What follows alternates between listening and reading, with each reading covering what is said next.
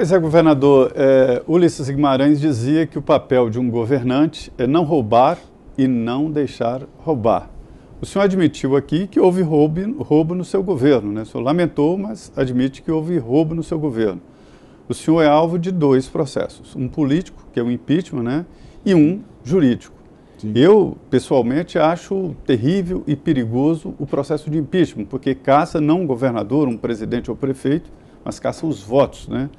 Mas nesse caso, governador, fica muito difícil de mostrar que o senhor não sabia de que os secretários estavam roubando, tinham dinheiro vivo, e muito difícil também de entender que politicamente o senhor perdeu por unanimidade na Assembleia. Quer dizer, o senhor não tem adversários, e sim inimigos, e não tem aliados? A questão da Assembleia Legislativa, Zé Maria, já expliquei aqui.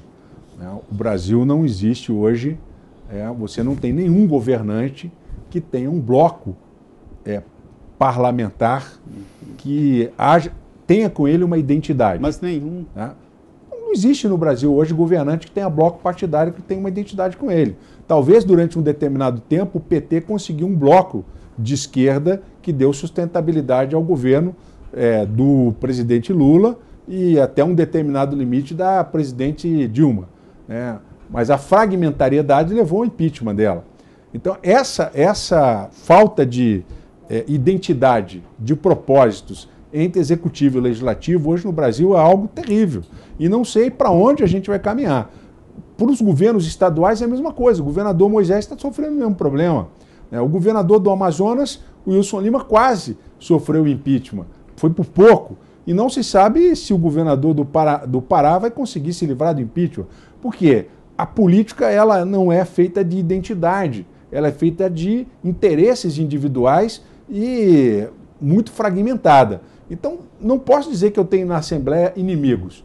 Uma vez que eu retome ao poder e dê aos parlamentares condições de fazer as políticas que eles têm interesse em fazer, né, segurança presente num determinado município, né, investir na agricultura no outro município, isso é um interesse individual de cada parlamentar. Hoje não há uma identidade de bloco para que a gente possa ter, como por exemplo você tem na Alemanha hoje, a Angela Merkel, desde 2005 no poder.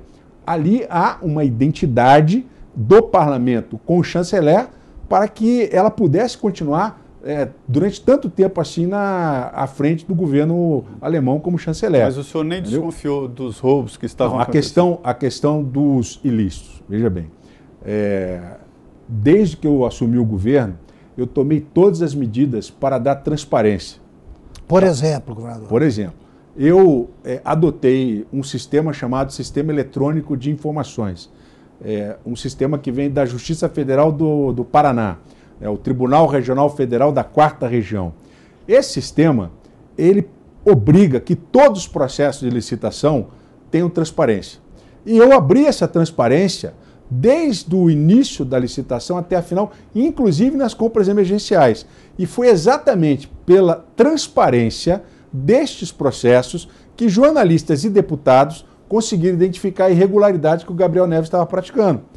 No exato momento em que chegou ao meu conhecimento que estava havendo algum tipo de irregularidade na compra de respirador, eu afastei o Gabriel Neves, baixei um decreto determinando que a Controladoria Geral do Estado passasse a atuar de forma antecipada nas contratações e tomei todas as providências necessárias. Agora, Zé Maria, o orçamento da saúde do Rio de Janeiro é no total de 5 bilhões de reais.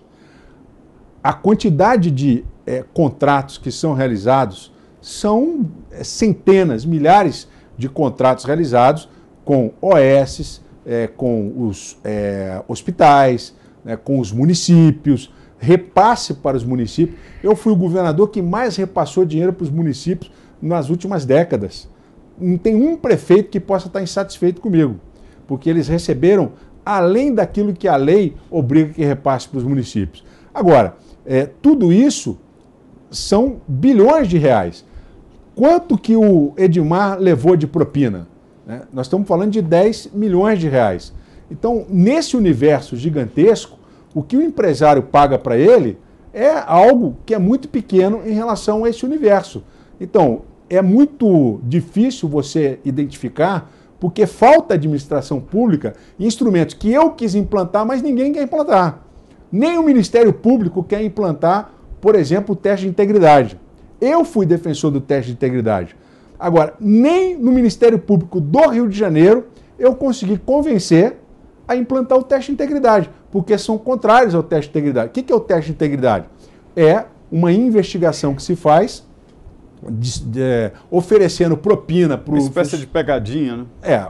Esse nome não é um nome muito bom que a polícia não gosta. Mas o senhor nomeou com base em quais critérios, governador? Aliás, eu aproveito para lembrar que a palavra está aberta. Vocês aparteiem, perguntem à vontade agora. Porque há entendimento de que isso é inconstitucional, de que você estaria fazendo um flagrante preparado, né? Agora, mais importante talvez do que o teste de integridade são os sinais exteriores de riqueza. Então, mas eu pergunto, o senhor montou o secretariado com base em quais critérios? Critérios técnicos e alguns políticos, né? Era preciso montar uma base parlamentar. Mas o secretário Edmar Santos foi uma escolha técnica. Ele é professor da Universidade Estadual do Rio de Janeiro, ele foi diretor do Hospital Pedro Ernesto por 2 anos, eu visitei o Hospital Gafreguini, que é um outro hospital universitário do Rio de Janeiro, visitei o Hospital da Posse.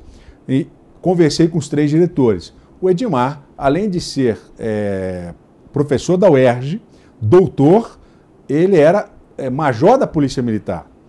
E como administrava o Hospital Pedro Ernesto, é alguém que conhecia bem o Sistema Único de Saúde do Estado.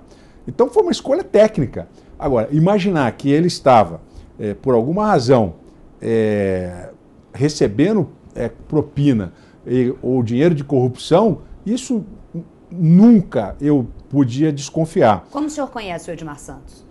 Eu conheci no Hospital Pedro Ernesto, no dia que eu fui fazer a visita ao Hospital Pedro Ernesto. Quem que apresentou o senhor a ele? Não, durante a minha campanha, eu visitei hospitais.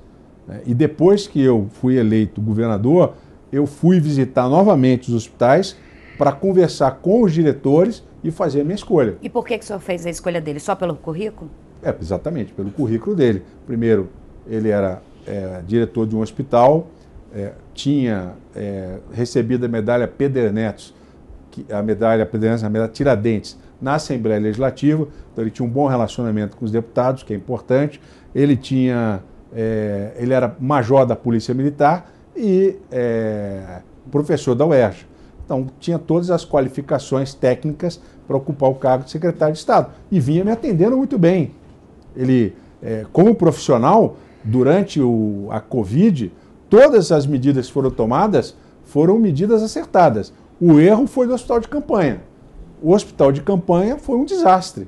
Agora, se nós analisarmos no contexto do que foi feito na Covid, nós tivemos uma ação satisfatória. Mas vários não ficaram prontos, né, governador? Vários hospitais. Sim, é o que eu estou te falando. O hospital de campanha foi uma tragédia. Né?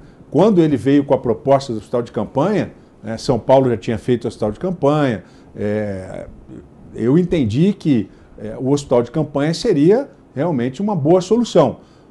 Porque nós não tínhamos leito na iniciativa privada, e a iniciativa privada, mesmo querendo comprar leito, não haveria possibilidade, porque não havia leitos na iniciativa privada, e nós tivemos que reduzir as cirurgias eletivas para poder gerar mais de 1.000 leitos de Covid. E nós geramos 1.600 leitos de Covid. Lembrando que no ano de 2019 eu fiz um investimento de quase 12% da saúde, o que há muito tempo não se fazia, e repassei para os prefeitos, que puderam preparar os seus municípios, mesmo sem saber que viria a pandemia, com hospitais, preparar com equipamentos. E quando a pandemia chegou, eles tinham uma estrutura melhor do que nos anos anteriores. Agora, os hospitais de campanha eram hospitais que poderiam ser necessários, porque aquilo que nós estávamos recebendo da Organização Mundial da Saúde, o que nós estávamos recebendo do Ministério da Saúde e a própria Defesa Civil do Estado do Rio de Janeiro, é que se nós não fizéssemos nada, morreriam 100.000 pessoas.